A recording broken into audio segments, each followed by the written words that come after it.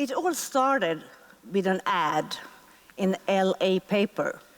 Recycler was the name, in 1981. Drummer looking for other metal musicians to jam with. 37 years later, they still sell out all stadiums they're playing all over the world.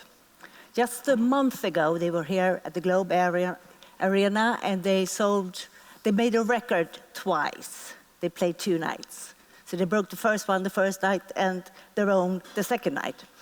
Please welcome the Metallica co-founder Lars Ulrich and the journalist Janne Gradvall on stage.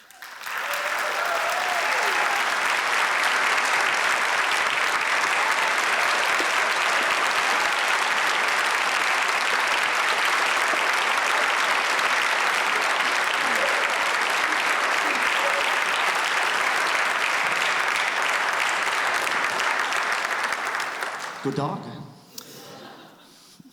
Välkommen Lars. Tack. Tack. Tack. Ska vi göra det helt på dansk och svensk? I know, I think we'll do it in English. We'll do it in English. Okay. And I think the easy way. We will do that just as you grew up. At least my fans were just listening to music all the time. And I know we're born in the same year, 1963. So I thought we could just play music and talk about music. Let's just play music. Yeah. Can we go sit out there? Maybe, after a while, if you feel comfortable. Great. So the first track.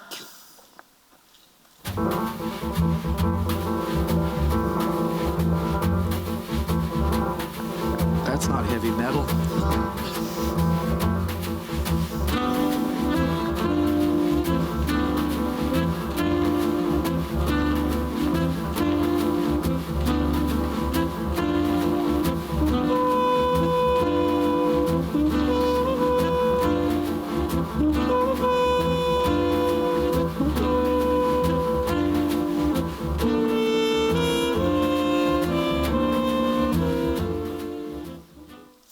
This was obviously not Master of Puppets. You can't turn Miles Davis No. on just like that. That is obviously not Master of Puppets. No. But can you introduce the music we just heard?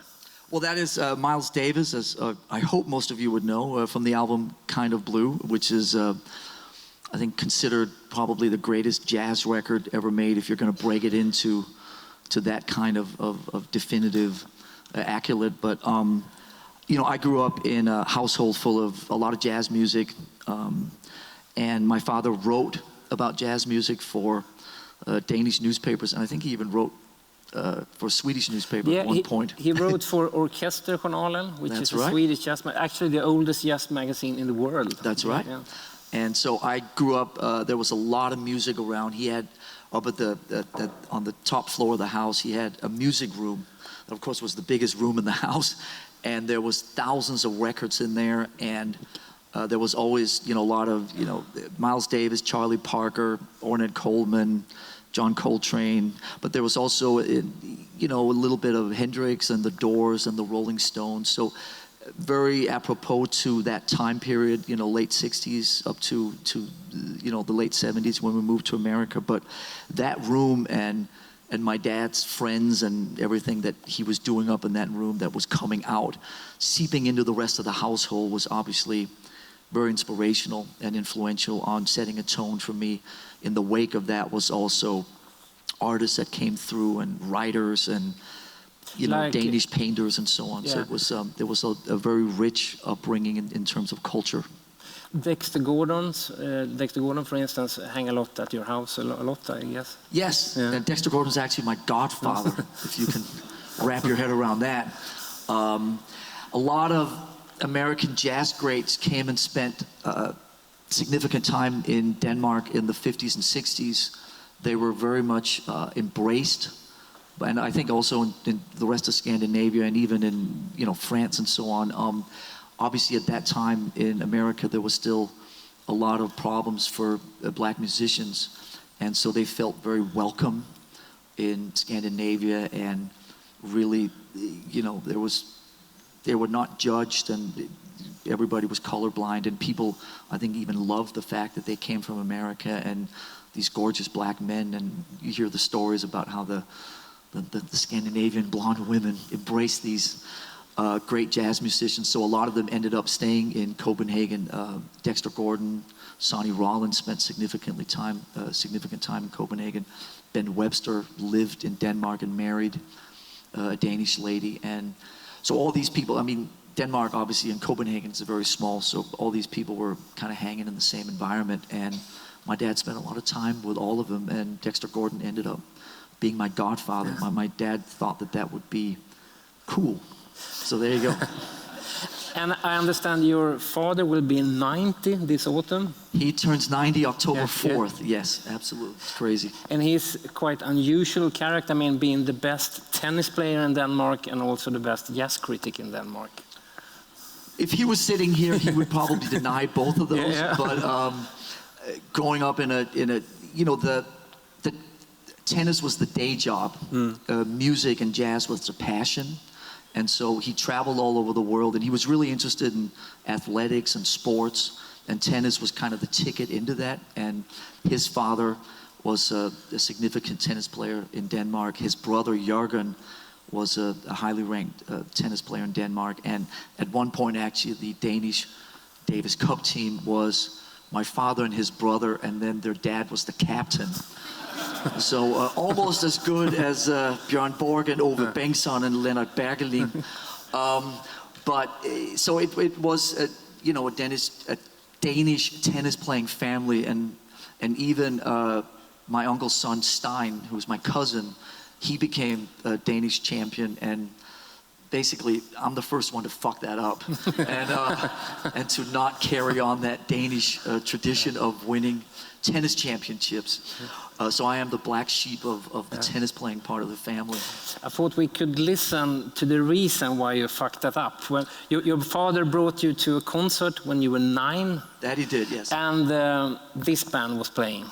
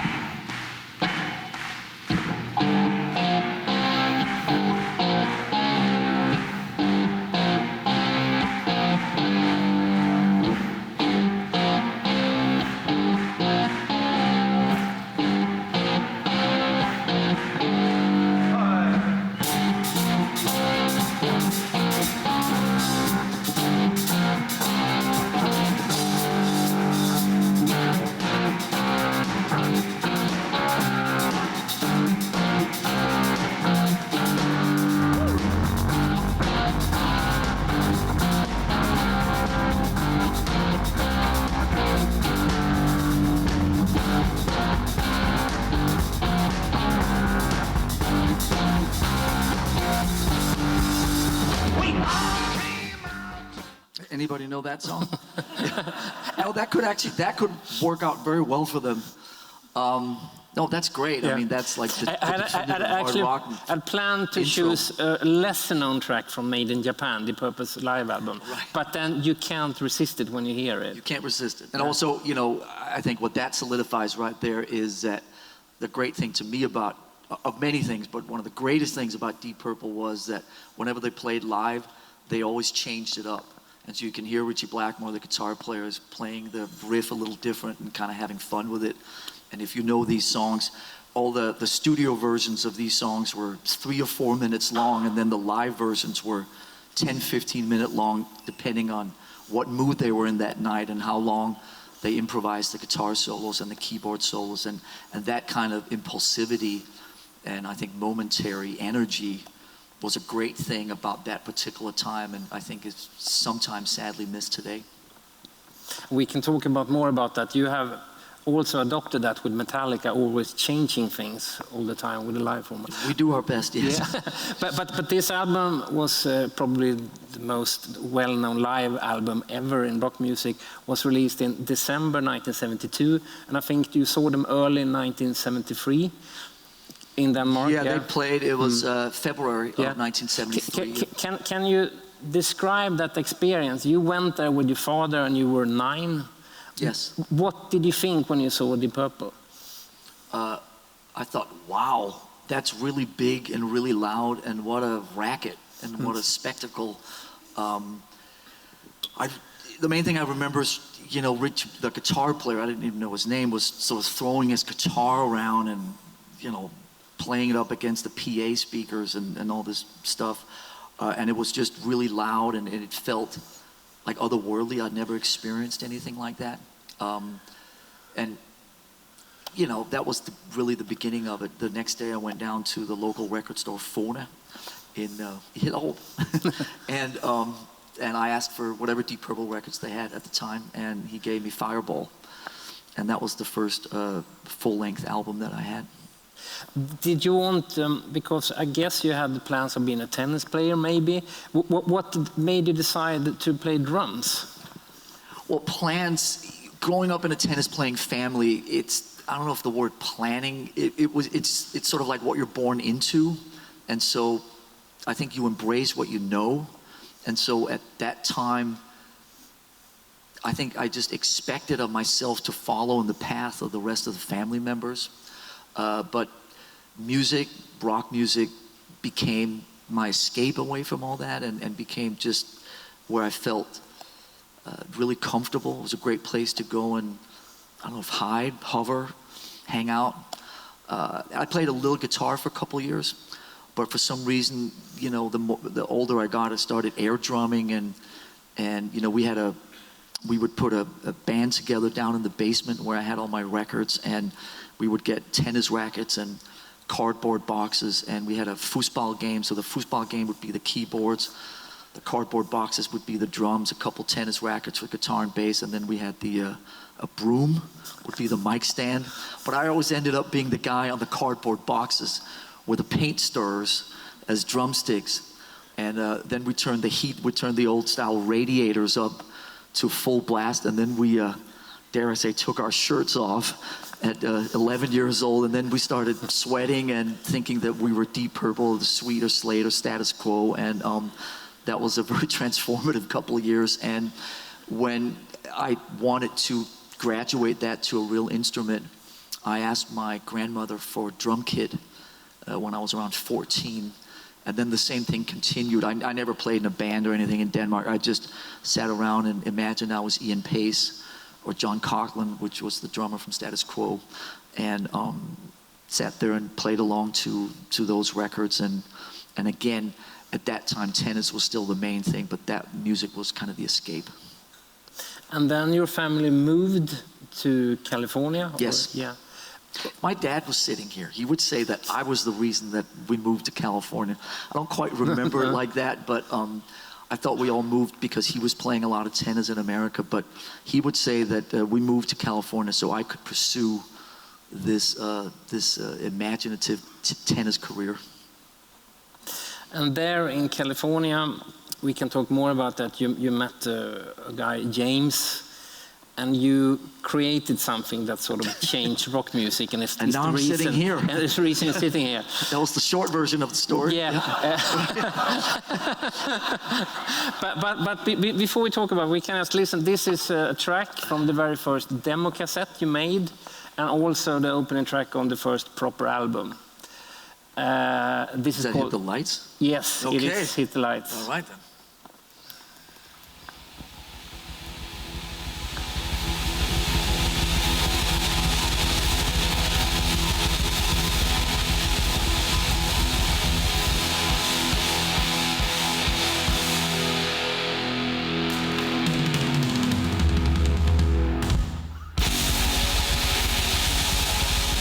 That was actually how Deep Purple used to start their concerts.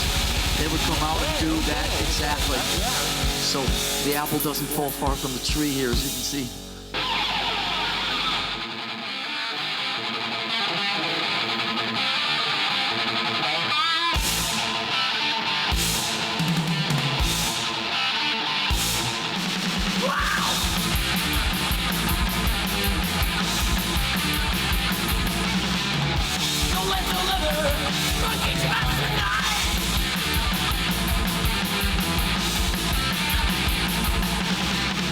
Got the man madness, when I fight the scream.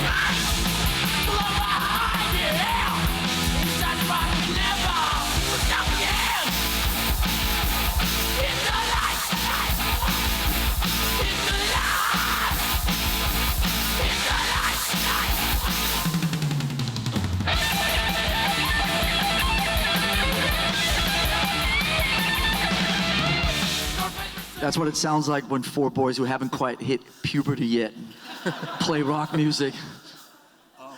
But it's got good energy and youthful enthusiasm. I mean, when you still hear this is insane. I mean, the energy, the noise you make, the world hasn't heard anything like this. Well, thank you. Yeah, I don't know quite what to make of that 37 years later, but at that time, it was what we wanted to do. And you know, I think for us, the main thing with music was the energy and just the sort of the momentary like enthusiasm and just pushing the limits and trying to combine a bunch of different musical influences, and that's what came out of that. Yeah. But yeah, that was the first song that we wrote together, James and I, and it was the first song on the album, the first album, and we still play that occasionally. Can you tell us a little bit about James, the singer and guitarist for Metallica? You and James has been sort of the dynamo from the very start to this day. How did you meet him? You're very different as persons. Can you describe the first meeting with James?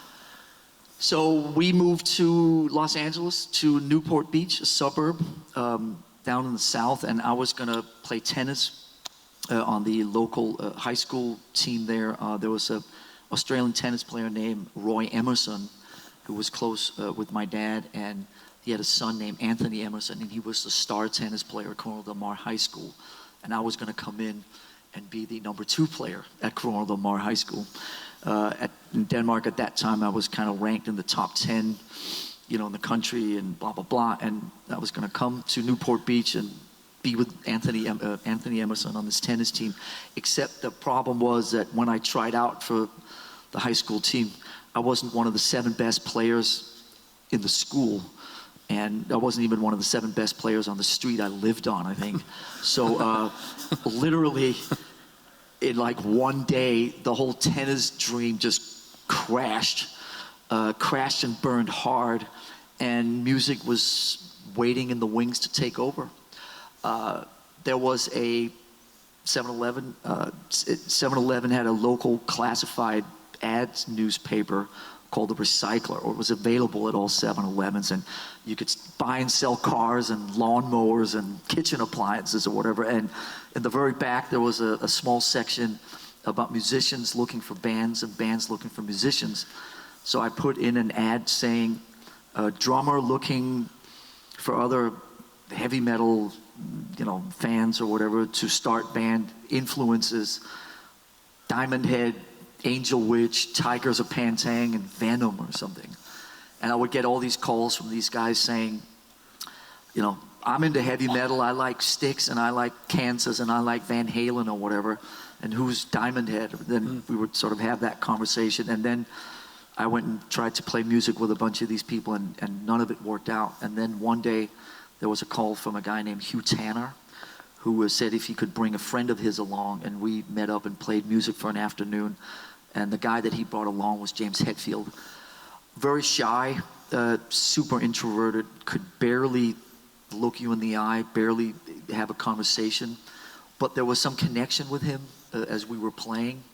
And even though nothing happened that day, I ended up being kind of frustrated with the whole thing. And now it was June of 1981, so I went back and spent the summer in Europe and hung out, spent some time in England with Diamond Head and Motorhead and so on. But when I came back to America in October of that year, I called up that James Hetfield guy again, because there was just a vibe, a connection.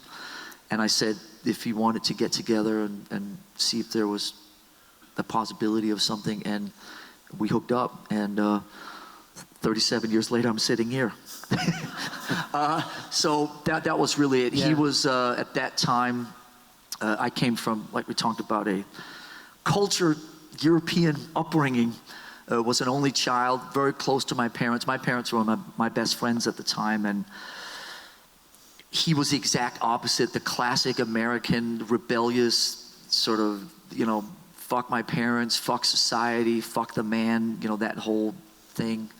And he grew up in a very religious family, and his father disappeared quite early. Yes, I think his father took off not exactly sure when, but I know he was very disconnected from his father, and he was raised by his mother, who then got cancer when he was 14 or 15, and because of the particular Christianity that they believed in, they were not allowed to seek medical help. So basically, I think over the course of a year and a half, he watched his mother pass away right in front of his eyes. So that obviously had a significant impact on him. I met him, I think about a year after that. Maybe he was 17 or 18. Painfully shy, awkward. But we connected over music, and we sat up in my room in Newport Beach and listened to, like I said, Tigers Pantang and Girls' School and Saxon and Angel Witch and all these things, and he loved all that stuff. He grew up more on American Aerosmith and Ted Nugent and that kind of stuff. But we found a common language and a common thing that we could both feel connected to and identify with, and we started playing songs together. You know, most of the songs we started with were covers of new wave of British heavy metal songs that were very off the radar, because we wanted to start playing concerts right away. Yeah. So we figured if we learned a set, you know, a lot of bands in the bars and the clubs at that time were playing Kiss songs and Judas Priest songs or whatever. So we figured we would play some covers, but not songs that people knew. Yeah. And then we would take our time and start writing our own songs later. We can actually listen to one of the songs which I think you played at that time. This is one of the British bands you've been talking about. Yeah. This is from their first album from 1980. Okay. One of your influences.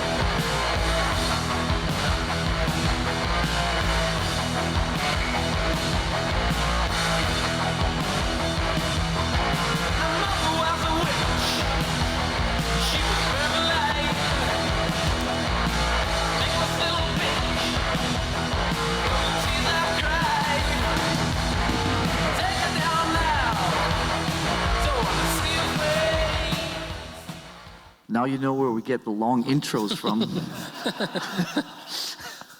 It's never quite ever felt that long before. That was Am I Evil by Diamond Head. Yes. Yeah. That was one of those British bands you listen to, where very few people in America listen to those bands. And this new wave of heavy metal, they were quite influenced by punk, who sort of raised the tempo.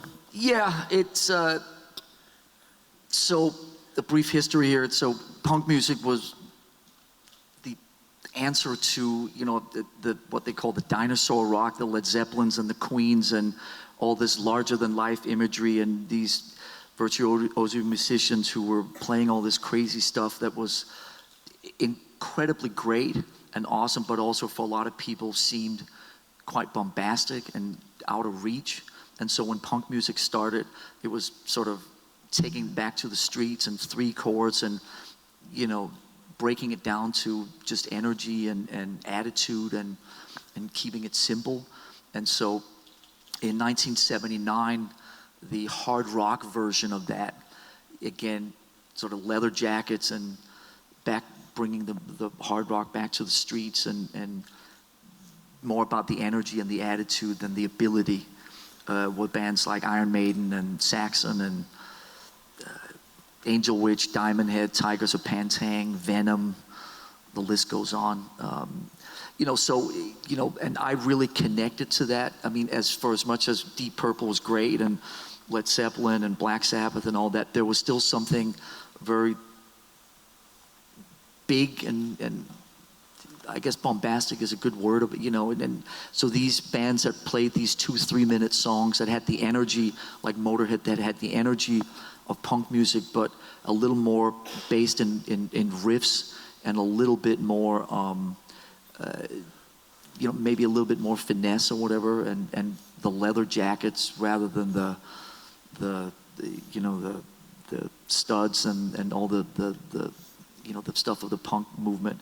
It was just sort of like the newer heavy metal. And so that was really an awakening thing for me, and James and I used that as our primary influence when we started writing songs, and especially this band, Diamond Head. They have probably the most to answer for in terms of directly inspiring the sound of Metallica.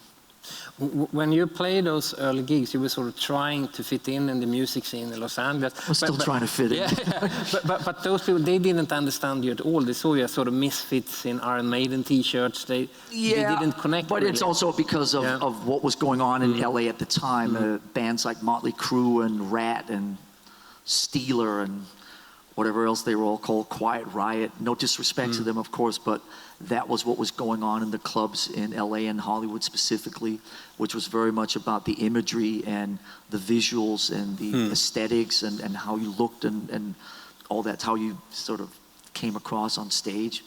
And our thing was just Motorhead and Iron Maiden T-shirts and just get up there, and we didn't care about the visuals at all and just wanted to connect to the audience through the music. And at that time, that didn't really, there was no real place for that in Los Angeles. So we started playing shows up in San Francisco later that year, and in San Francisco there was much more of a welcoming atmosphere for that kind of music that was a little edgier and more on left field. When you wrote those songs, did you ever talk about what you express in the songs? There was so much anger coming out. Did you just play, or did you ever sit down and talk about what you wanted to create? We didn't talk about much other than what to get at the liquor store at the time. But, you know, we felt very disenfranchised and felt very alienated. And at that time, you know, that was what connected us to each other. So we found strength in the rest of the misfits that didn't belong to, we didn't belong to the clubs up in Hollywood. We didn't belong to the cool kids groups in schools or whatever. You know, we just lived on the outer fringes of all that, and we connected to each other through this music. But at that time, when you're 19 years old, I mean, you don't really have conversations about the depth of any of this type of stuff. You just find a kind of an unspoken language in the music, and through feeling like a strength in numbers, you know, like a gang mentality, you know. So it wasn't until, you know, 20, 30 years later when we ended up having conversations. Some of it ended up in a movie a few of you may have seen, but there was a couple decades there where we didn't go very deep. I'm sure some of you can relate to that. I know Joy Division, another post-punk British band, they said in the interviews they didn't hear what Ian Curtis was singing because they couldn't hear him in the rehearsal space. So it was a surprise for them when they listened to the record. Okay, this is quite deep. I don't know what to do with that. No. But I mean, you know, the lyrics that James started writing very early on were initially, we would sit around and just write sort of was going to say something else, but we were just write sort of, just standard rock lyrics. And then a year or two later, we started talking more about things that, situations you would find yourself in, fears, being caught in ways that you couldn't control, in situations you couldn't control, and started kind of trying to, very early on, okay, we did talk obviously a little, we talked about how we did not want to end up covering the topics of a lot of the other metal bands, like the sword and the sorcery and all the, demonic stuff did not appeal to us at all. We weren't interested in the sort of mythology and all that kind of stuff, and so we ended up expressing through the lyrics more about just being trapped in situations and what would happen if this was going on and that was going on, dealing with manipulation and control and things like capital punishment and so on, but not so much like dealing with the graphic elements or describing the situations, but more trying to get into, if you were caught in these types of situations, what will your thoughts and your actions and your feelings be? I think that manipulation and control, I think that's the perfect introduction to the next song. Okay then.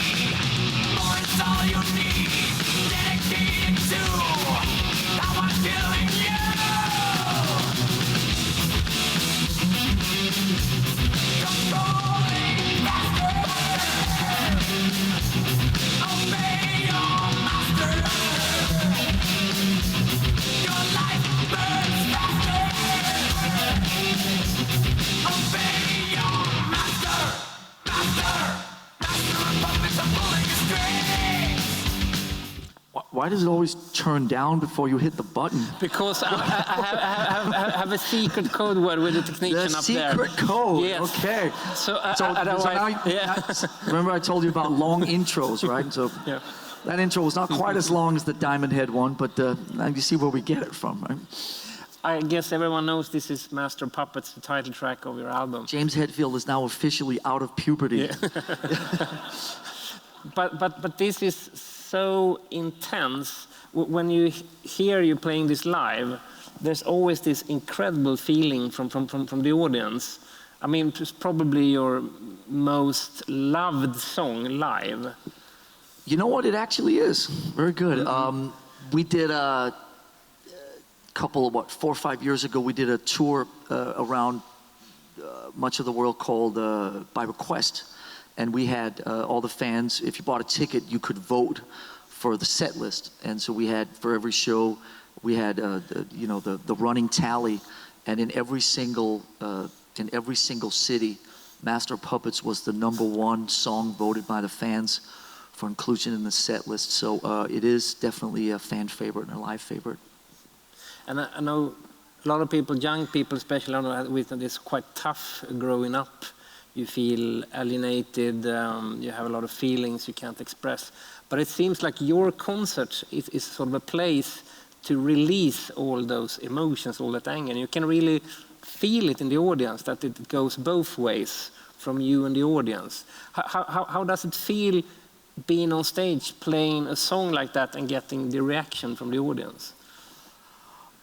Well, I mean, in its best moments, when we're on stage and the four of us really connect with each other, and when the four of us really connect with the audience, those are the moments that you live for. That's this undescribable feeling of losing yourself in music, where thought dissipates and music becomes this physical thing.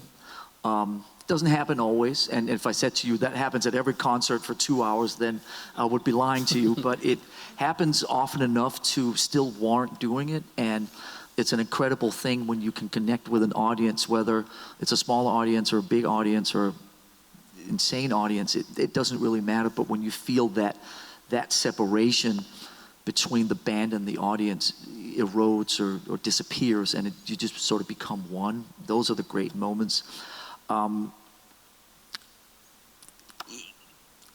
Being on stage and playing these songs is this peculiar mix of, like, what's the next part?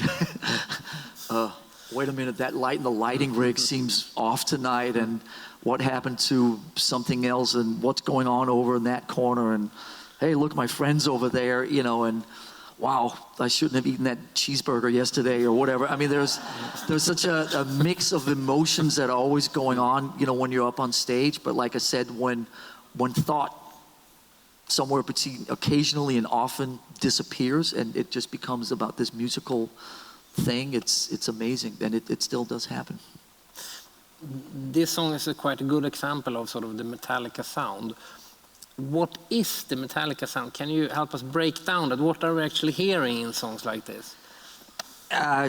Those are always the toughest questions for me. I mean, whatever you do, and however much you try to intellectualize it and describe it, philosophize it, whatever, you always have to put in, to me, like an X factor.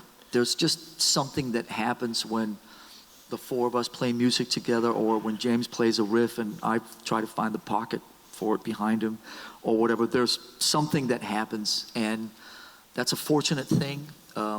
Sometimes I get even weary of trying to over-intellectualize it or to even answer that question, because it feels like sometimes things should just be left to their own devices. And since you're the journalist, maybe you can answer it better.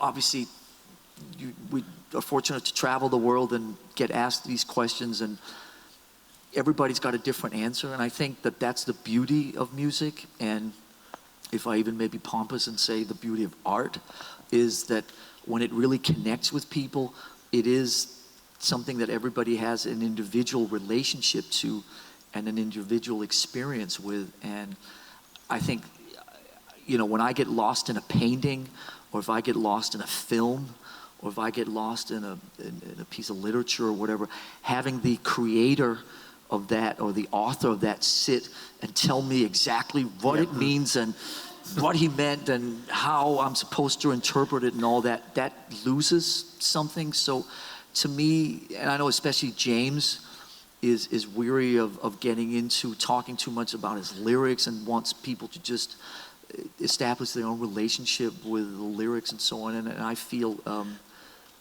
I like to go there too, that I think ultimately, what's a Metallica fan? What's a Metallica piece of music? Everybody's got a different answer to that. And I think if you lined, 20 people up over there that were all Metallica fans, you'd get, people from 10, 11, 12 years old all the way up to 50, 60. Some people have been with us for 35 years. Some people are just experiencing Metallica for the first time. And the diehards and the people that are occasional fans and people that appreciate the lyrics, of people that appreciate the energy, or whatever it is. But everybody's got a different relationship to the music and to the band and to the bigger picture. And I think that it's always best if it's left at that. Yeah. But I think one thing that is different in Metallica from other bands is the drums. I mean, the drums usually are in the background. The drummer usually is in the background. but on stage you are very in front of it, and also when It's you pretty fucking lonely back there, honestly. But also when you listen to the music, you have a totally unique way of playing. I mean, the drums isn't in the background. You're playing a very unique way of playing drums, and you sort of lead the music. Can you tell us a little bit about that, how you have become the drummer you are, and what do you think is the purpose of drums in music? Well, thank you for that. I mean, there's a couple different things in that. You know, first of all, obviously, 35 years later, there's been different phases to Metallica and musical phases, and so I think at different times, the drums have been pushed into the forefront more than at other times where I felt that the riffs and what was going on overall, the drums served a better purpose of kind of laying back. To me, it's always about the song. And to me, I love being in a band. I love writing songs. I love making records, and I love the creative process. And I've said this many times, drums and drumming is the vehicle that facilitates that for me. I guess consider myself a member of Metallica first and enjoy writing songs and so on. And when I think about like drums, it's like drums is my ticket into that, in the same way that Kurt's guitar is his, so that's what each of us bring. But to me, drums as an instrument is not that interesting by itself. It really starts working for me in a collective, in a group, in a gang. And so when James Hetfield plays a guitar riff, I want to find the pocket. I want to put the beat down. Sometimes I play a drum pattern or drum riff or whatever, and then James starts playing something along to that. So it works both ways, and it has worked over the course of all these records in 35 years.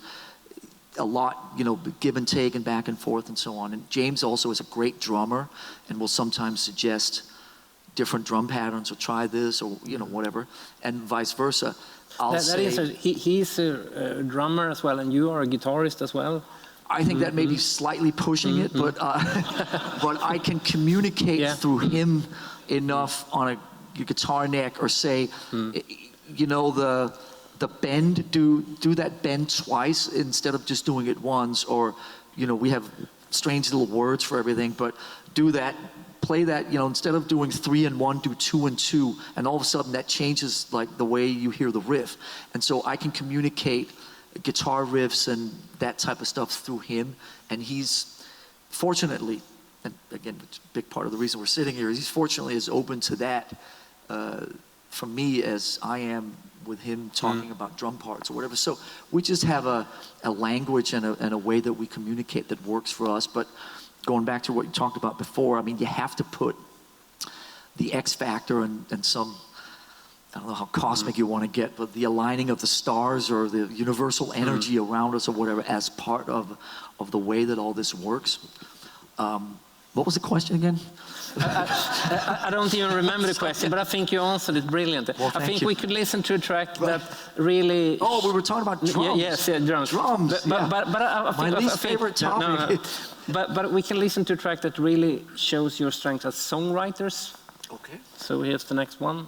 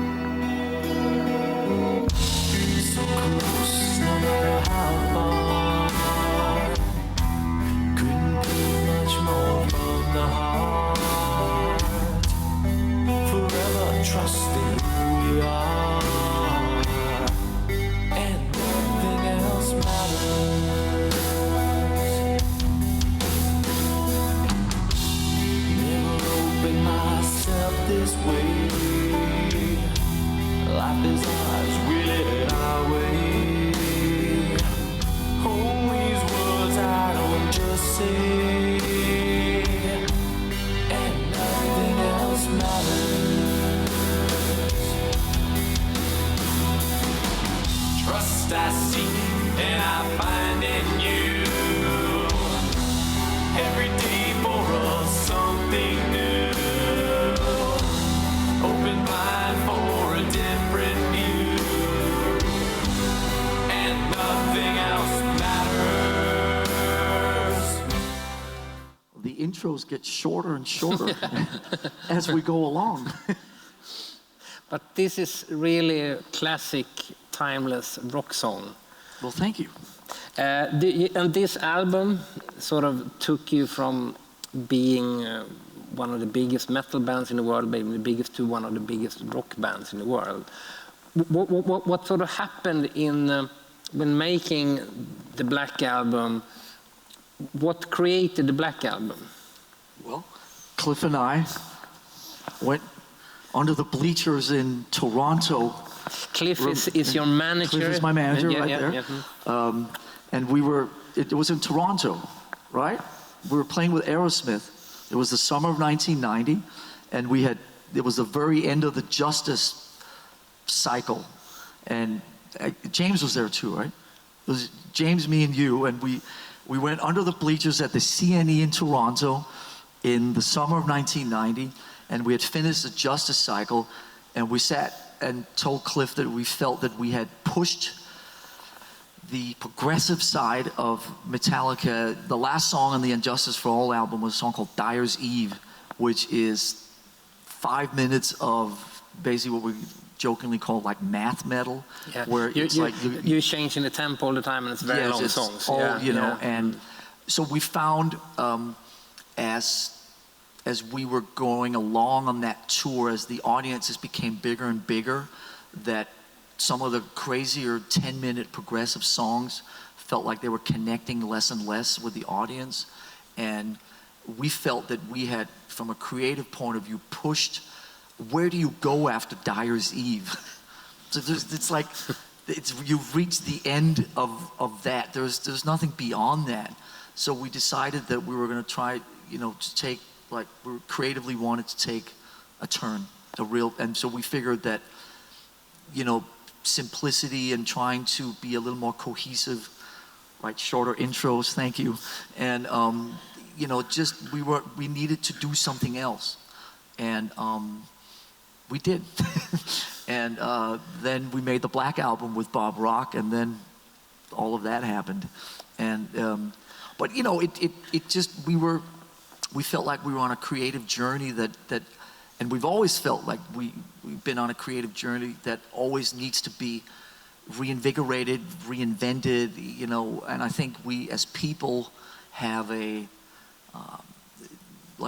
fear of repetition, or fear of being sort of stuck, and maybe even to the point where you could argue that we fight it too much. I think we may have made a couple turns at some point that were almost too much, just because we don't want to be fucking trapped in what people want from us, what the community expects from us, and we are so fiercely independent and autonomous, and nobody's going to hold us back, and we're just going to keep changing it up all the time. But this record really was, I think, a reflection on. I think if you look at the first 4 records, Kill 'Em All, Ride the Lightning, Master of Puppets, and Justice, there was a natural progressive growth and evolution that just came to an end point at the end of the Justice for All album, and the only place forward other than repeating yourself or getting stuck in that moment was to do something completely different, and that's what we did for the next couple of years. You seem to have those. You seem to talk all the time. What should Metallica be? I seem to talk all the time. Well, thank you. Okay, nobody's ever said that before. Okay. No, but when you listen to Metallica, you really hear that you have evolved all the time, and you sort of, as you told us now, that you have a discussion on what should we be. And in your case, there's a unique document of this. The documentary is some kind of monster you did. And I think it's so brave you did that documentary, because all bands in the world have this kind of discussion. What should it be? maybe we're breaking up, we don't agree on anything. But you did that documentary and you agreed to release it. I think 99 of 100 bands would have sort of deleted that documentary. Thank you. Delete that, yeah. But I think it's one of the best documentaries I ever seen, actually, because you learn so much how to deal with people. What made you agree to show the documentary? Well, first of all, as you probably have figured out, it didn't start out that way. No. So the idea was, we were making another record, and the idea was to document it. Again, the idea was to do some, what was it, like we're going to document the making of this record. And then in America at that time, there was these late night, from 1 to 3 in the morning, you could buy, ginsu knives and weird plastic contraptions for your kitchen or whatever that they would sell over these, like, for lack of a better word, infomercials. And we figured maybe if we documented the making of this record, that one way we could share this in a, at that time, changing music world or record company world or whatever, business world, I hate using that word, but things were shifting. So we figured maybe if we film this, maybe there's a place for this on late night television between, ginsu knives and the rest of it. And so these filmmakers, Joe Berlinger and Bruce Sanofsky, who we had a relationship with from the Paradise Lost series, where we had contributed our music, came and started documenting the making of this record. And then all hell broke loose and the whole thing just fell to pieces. And the cameras kept rolling through all that. And they asked if they could keep filming this meltdown of this rock and roll band. And we were probably too flustered or not focused enough to even totally understand what we said yes to, but they just kept filming. And a year or two later, they came and said, we think there's a movie here that has a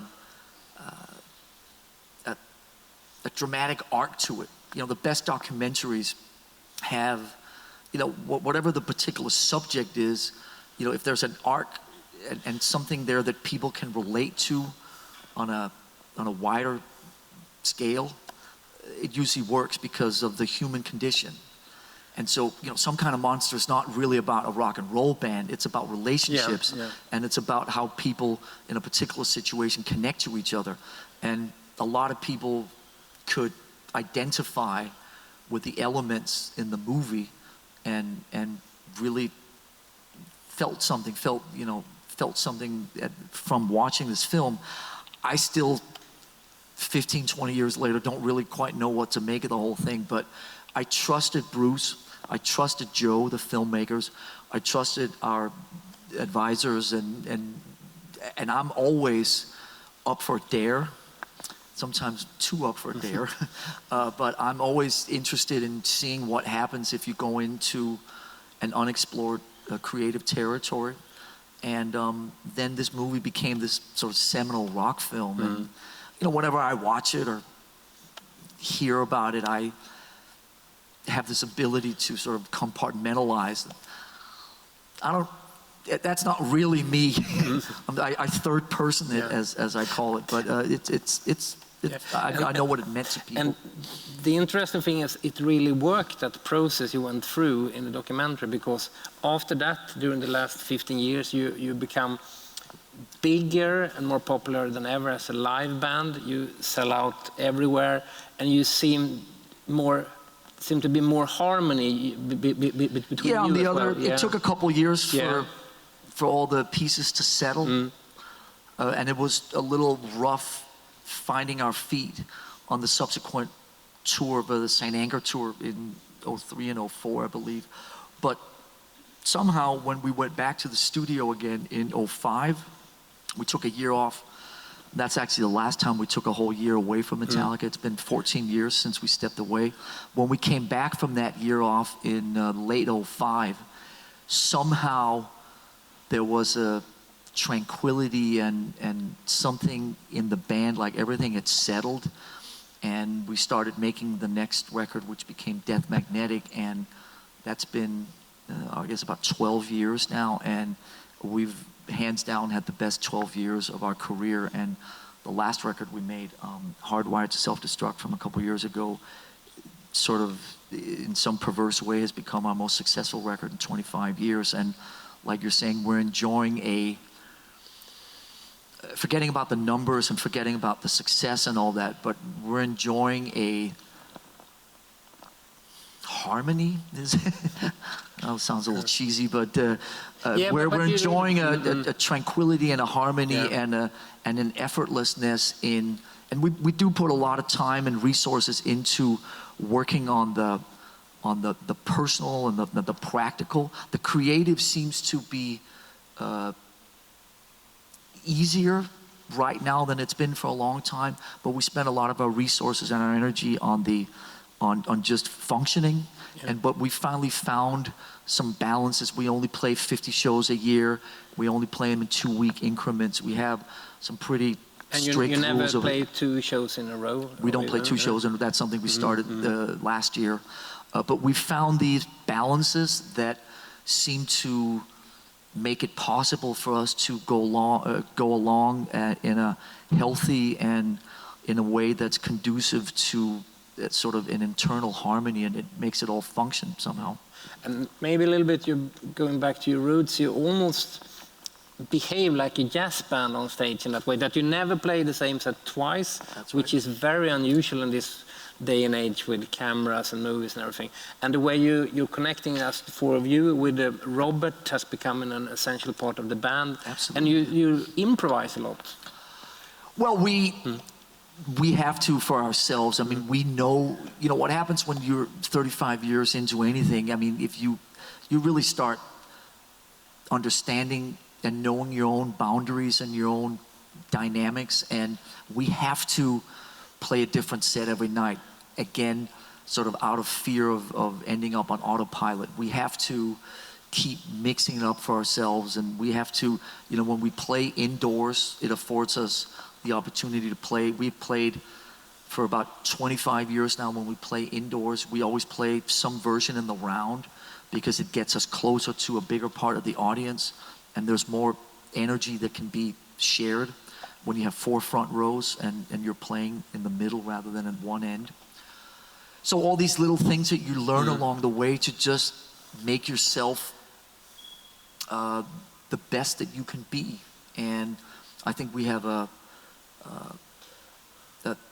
honest respect for the physical limits of what our battered bodies can reasonably sustain in our early 50s. And obviously we understand how important the element of physicality is to what we do. And so we do everything that we can to treat that with the respect it deserves in terms of, eating healthy, living somewhat healthily, and working out and being respectful to that whole side of it and finding the right balances. I think we have time to listen to a track by one of your favorite groups from a different genre, a band that didn't do some kind of monster therapy session, but should have. Oh, okay. This is, I think you will know the song. I do know the song.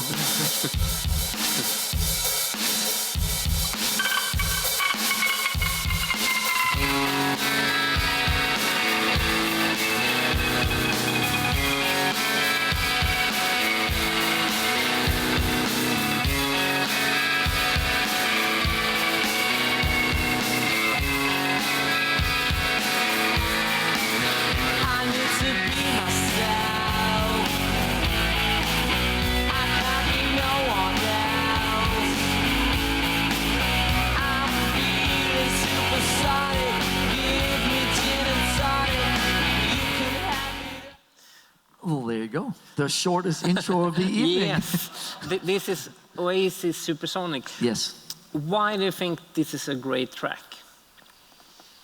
It's probably been the musical soundtrack to the last 20 years of my life. When I flew over here 2 days ago, I sat with my iPod Classic and listened to Oasis and Arctic Monkeys. Nothing changes around here much. There's something about this particular period in English music. I've always been attracted to bands that had attitude, and I think just attitude is sort of a key word. I think they were sort of masters of attitude, and you are also that.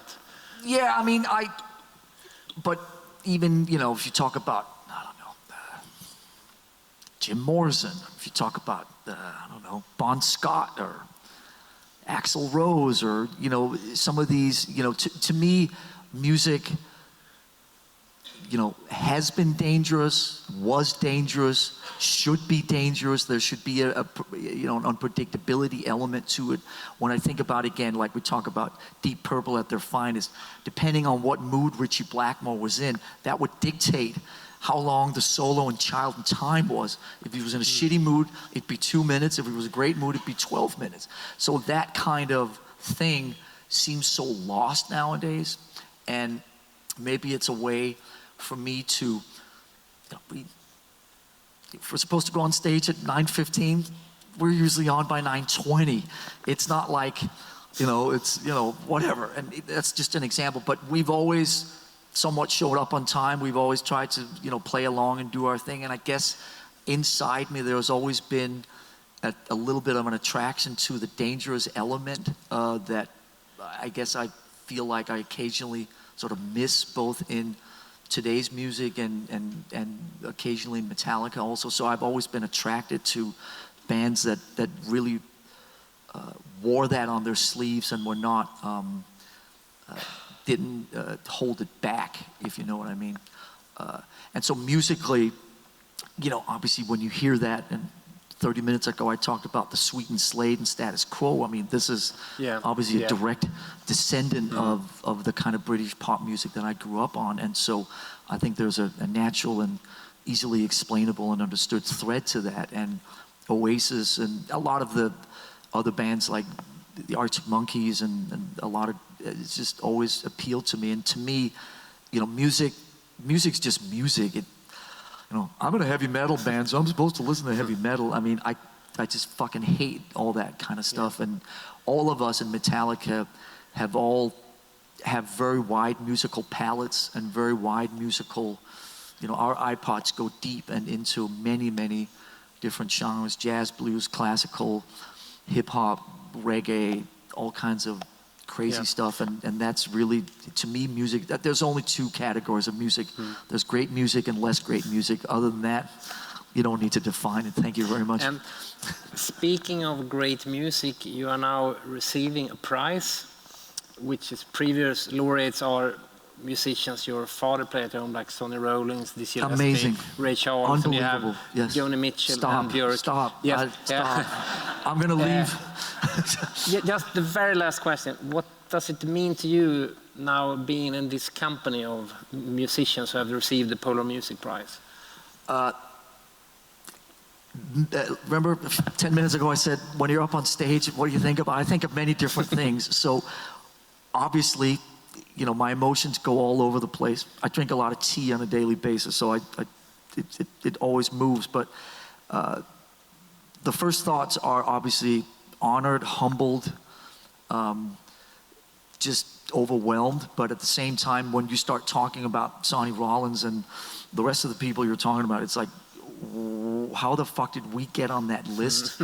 And it's something that I don't know if I struggle with it, but I still, 37 years later, as you get more clarity in your life and you open your eyes more and more to what goes on around you, I've always felt like an outsider, and I've always felt like I never quite belonged to whatever was going on, or even, you know, there was always something bigger, better, and I was always hovering outside of that. And I think honestly that I still feel that way a lot, that whatever success Metallica has afforded us, and I do believe that the four of us at our core somehow have managed to hold on to most of the elements of our personalities that have shaped, you know, who we are from way back, and it's still, you know, we kind of still feel like the dorky young kids that shouldn't really be at a party like this. It's, like like Groucho Marx used to say, I don't want to go to a party that I'm invited to, or something like that.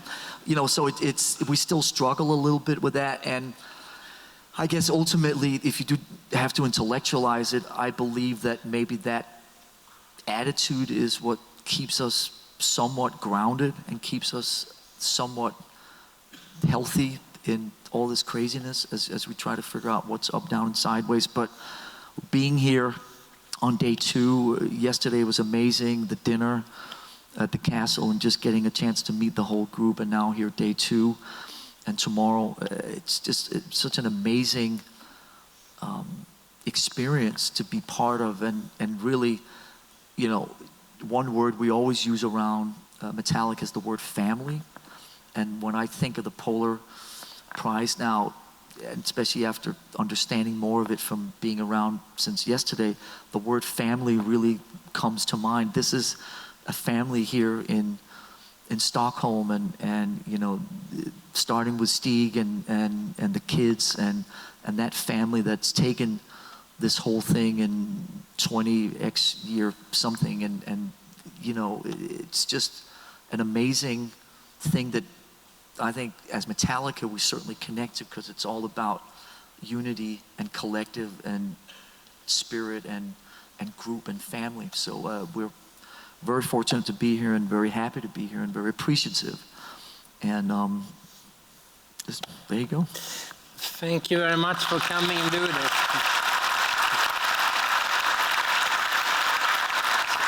So I'll just play as an outro music, a song by your godfather. You can't leave yet. No, but we cannot leave. This is Next to Gordon, Lars Ulrich. Thank you very much. Okay, Thank you. Thank you.